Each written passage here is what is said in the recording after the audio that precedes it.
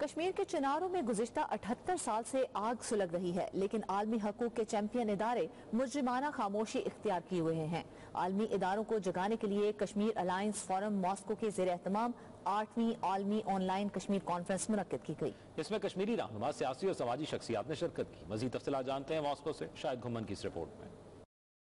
دنیا کی خوبصورت ترین وادی کشمیر ناجائز قابض انڈین فورسز کے مظالم سے جہنم بن چکی۔ مقبوضہ کشمیر کی خصوصی حیثیت ختم کرنے اور وادی میں کرفیو کے نفاذ کے خلاف کشمیر الائنس فورم ماسکو کے زیر اہتمام 8ویں عالمی یوم یکجہتی کشمیر کانفرنس منعقد کی گئی۔ اس آن لائن کانفرنس میں دنیا بھر سے کشمیری رہنماؤں، سیاسی اور سماجی شخصیات نے شرکت کی۔ میزبانی کے فرائض نمائندہ نائنٹی نیوز ماسکو شاہد گھمن نے سر انجام دیے۔ 5 اگست 2019 کو ہندوستان نے غیر قانونی طور پر بھارتی زیر تسلط جموں و کشمیر پر اپنے شکنجے کو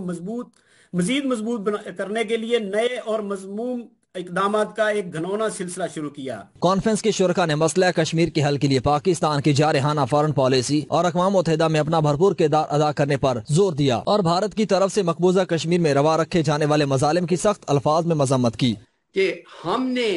پاکستان گورنمنٹ کو شاید ایک تو سپورٹ کرنے کی بھی ضرورت ہے، پاکستان گورنمنٹ ہو یا فوج ہو، پاکستان سٹیٹ ہو، کیونکہ جب پاکستان کمزور ہوگا اس وقت ہمارا کوز بھی کمزور ہوگا، تو ان کو سپورٹ کر کے پھر جو کشمیر کوز ہے اس کو ریوائیو کرنے کی ضرورت ہے۔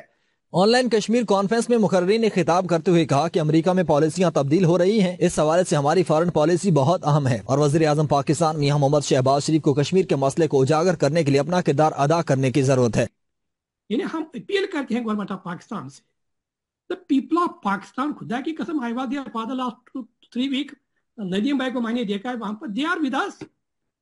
لیکن پاکستانی گورنمنٹ جو ہے اب بھی موقع ہے، یہاں امریکہ میں پالیسی چینج ہو رہی ہے، the foreign ministry is very important، the prime minister is very important،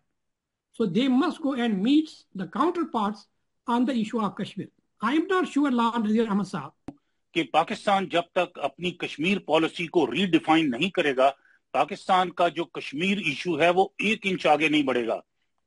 دیکھیے، جو 3 نسلیں ہم نے اپنی قربان کی ہیں، جو 1 لاکھ سے زائد ہم نے قربانیاں دی ہیں، وہ نیگوشیٹڈ سیٹلمنٹس کے لیے نہیں کی ہیں۔ اور یاد رکھیے گا، کشمیر میں کبھی امن نہیں آئے گا جب تک کشمیری اپنے مستقبل کا فیصلہ خود نہیں کریں گے، اور کشمیری اپنے مستقبل کا فیصلہ صرف یونائٹڈ نیشنز کی قراردادوں کے تحت کر سکتے ہیں۔ کہ 1948 سے آج تک پاکستان نے وہ کام نہیں کیا جو پاکستان کو کرنا چاہیے تھا یونائٹڈ نیشنز کی قراردادوں کے بعد، چونکہ پاکستان نے آج تک فارمل جو اپلیکیشن ہے پلیبسائٹ کی یونائٹڈ نیشنز میں نہیں دی۔ تو مسئلہ کشمیر کی سنجیدگی کو سمجھا جائے، نیوکلیئر فلیش پوائنٹ ہے، اور فلفور میں سمجھتی ہوں جو میرے ساتھ یہاں پہ موجود ہیں میرے سینئرز، کہ ہم ایک ایسی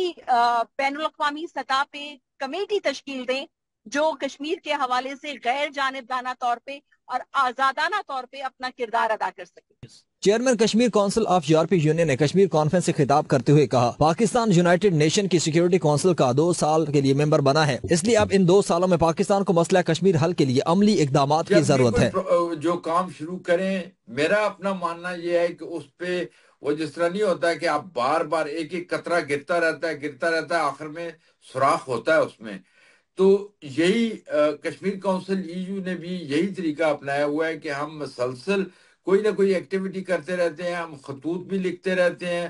اور ہم نے جو 1 ملین سگنیچر کمپین شروع کی ہوئی ہے وہ کووڈ کی وجہ سے تھوڑا سا ہو گئی تھی، ڈیلے ہوئی، لیکن اب پھر ہم اس کو دوبارہ 2025 میں شروع کر رہے ہیں۔ آج ہی میں نے chief of army staff Asim Ali صاحب کا جو انہوں نے کانفرنس جو کی ہے اپنے کور کمانڈرز کے ساتھ، وہ میں نے سنی ہے، تو مجھے اس دفعہ لگ یہ رہا ہے کہ گورنمنٹ آف پاکستان اور پاکستان کو جو چلانے والے ادارے ہیں وہ کشمیر کے ایشو کو دوبارہ نئے سرے سے ریسٹیٹ کرنے کی کوشش کر رہے ہیں۔ آپ کا اور ان سب معزز مہمانوں کا شکر گزار ہوں کہ جنہوں نے ایک نوبل کاز کے لیے آج اکٹھے ہو کے ایک بھرپور آواز، ایک مضبوط آواز اور توانا آواز دوبارہ اجاگر کی۔ انشاءاللہ تعالی یہ آواز امید ہے کہ پورا سال مختلف عوامل کے اندر گونجے گی۔ ان کا مزید کہنا تھا کہ ہمیں پاکستانی حکومت کو بالخصوص پاکستانی فوج کو سپورٹ کرنے کی ضرورت ہے، کیونکہ اگر پاکستان کمزور ہوگا تو ہمارا کاز بھی کمزور ہوگا، اس لیے ان کو سپورٹ کر کے کشمیر کاز پر دوبارہ کام کرنے کی ضرورت ہے۔ شاہد گھمن، نمائندہ 92 نیوز، ماسکو، روس۔